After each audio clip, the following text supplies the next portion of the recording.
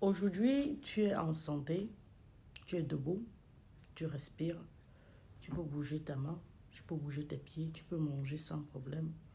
Tu n'as pas besoin qu'on t'aide. Tu peux aller aux toilettes de toi-même, tu peux te nettoyer, tu peux en fait prendre ton bain, faire tout ce qui est nécessaire. The basic activities, like toutes les petites activités de vie.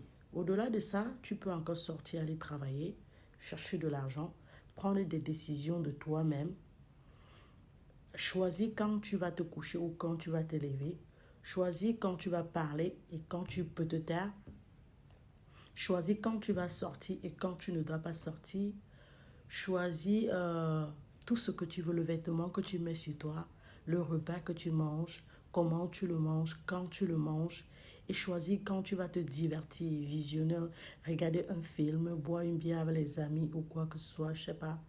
Tu es maître de toi. Tu es maître de toi en ce moment. Ouf! Ah! Whoopee! Ouah! Tu es le boss de ton corps. Tu es le boss de tout ce que tu possèdes en ce moment. Même si le vrai boss est là-bas en haut. Hein? C'est lui qui décide que tu respires. C'est lui qui décide de tout. Mais pour l'instant là, tu as encore le pouvoir de toutes choses. Bravo. Félicitations. Wow. Un jour, au tout hasard, tu peux te lever et tu te retrouves à ne plus rien faire. Du moins, à ne plus pouvoir rien faire de toi-même. Tu auras besoin qu'on t'amène aux toilettes. Tu auras besoin qu'on te nettoie si tu te fais les selles dessus ou les pipi, ou pipi dessus. Tu auras besoin qu'on te cuisine les repas. Même que tu les aimes ou pas, tu devras les manger. Tu auras besoin qu'on te nourrisse. Il peut me arriver que tu n'arrives pas à communiquer, que tu écrives seulement. Tu peux arriver que tu n'arrives pas à soulever ta main ou ton pied et que tu aies besoin d'aide.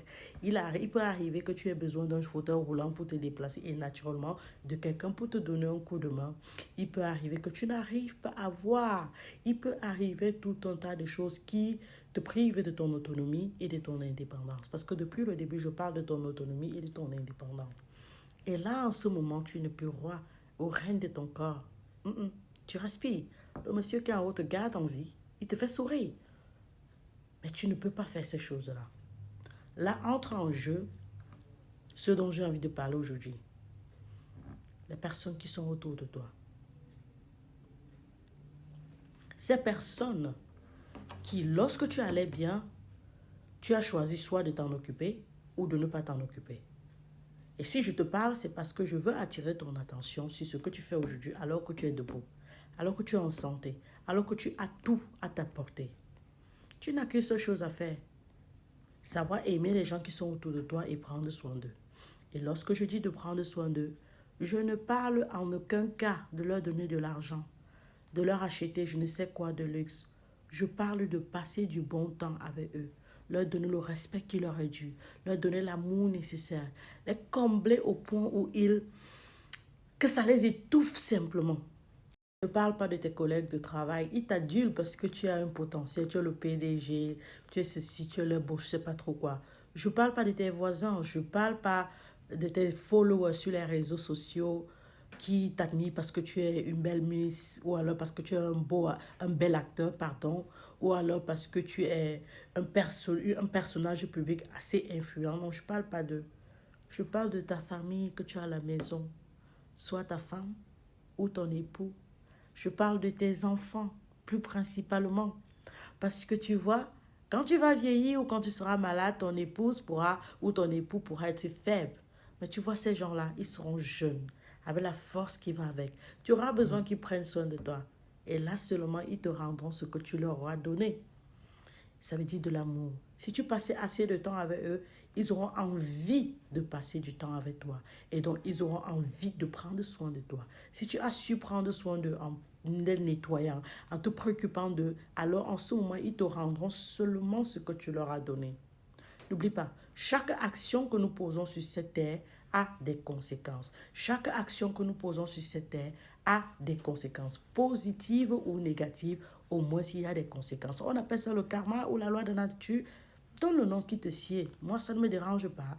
N'oublie pas que tu seras faible un jour sur un lit d'hôpital. Tu auras besoin des vêtements à l'hôpital, des vêtements bien lavés, bien repassés. Tu auras besoin de quelqu'un qui se préoccupe de toi. Tu auras besoin de quelqu'un qui passe du temps avec toi, quelqu'un qui vient te rendre visite. Tu ne voudrais pas être abandonné dans une chambre d'hôpital. Tu ne voudrais pas être seul. Tu ne voudrais pas avoir pour référence seulement une personne qui est au téléphone qui dit quand elle décède, venez me voir. Rappelez-vous que d'ici peu d'années, en Afrique, il y aura les maisons de repos. Vous vous dites que ce sont des choses de l'Europe? Non. Il y en a déjà. J'ai été contactée par une dame qui est en train de créer une. Il y a déjà les maisons de repos. On aura tellement de maisons de repos et je vais vous expliquer le principe des maisons de repos. Le principe est simple. Quand tu vieillis, tes enfants n'ont pas le temps pour s'occuper de toi parce qu'ils ont leur vie. Parce qu'ils doivent aussi construire leur famille. Ils te prennent pas te laisser à la maison de repos. Ce n'est pas forcément qu'ils ne t'aiment pas, mais c'est qu'il faut qu'ils vivent. Maintenant, il y a des enfants qui se disent, non, mon père ou ma mère m'a donné trop d'amour. Non, pas de maison de repos, je m'en occupe moi-même. Maintenant, il y a maintenant ceux qui te laissent là-bas, qui disent qu'on ne les appelle que quand tu es décédé. Ou qui viennent te voir de temps en temps parce que vraiment le poids est lourd, ils veulent de l'aide. Donc, il y a cas et cas.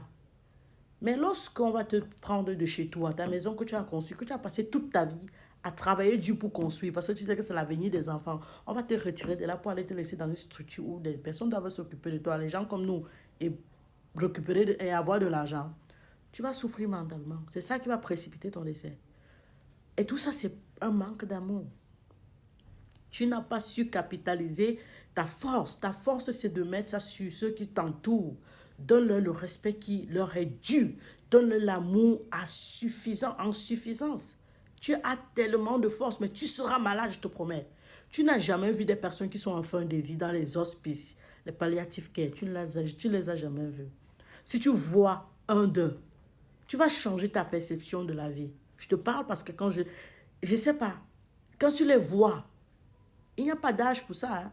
Et ce n'est pas seulement le cancer qui envoie des personnes là-bas, non. Plusieurs autres maladies. Si la vidéo d'aujourd'hui t'a interpellé, c'est bon. Ta notoriété, ton travail, ton pouvoir, l'argent que tu as, ça ne va pas t'empêcher d'être sur un lit d'hôpital. Et quand tu es sur un lit d'hôpital, ton argent n'achète rien. Tu reçois les mêmes soins, le même traitement. Le traitement spécial que tu peux recevoir, c'est de ta famille. Parce qu'on oblige les enfants, on dit que non, tu es obligé de prendre soin de ton père et de ta mère. Je peux vous rassurer que c'est obsolète, c'est du passé. D'ici quelques années, il n'y aura plus d'obligation dans ces choses. Parce que même ceux qu'on oblige aujourd'hui le font parce que la société va dire quoi.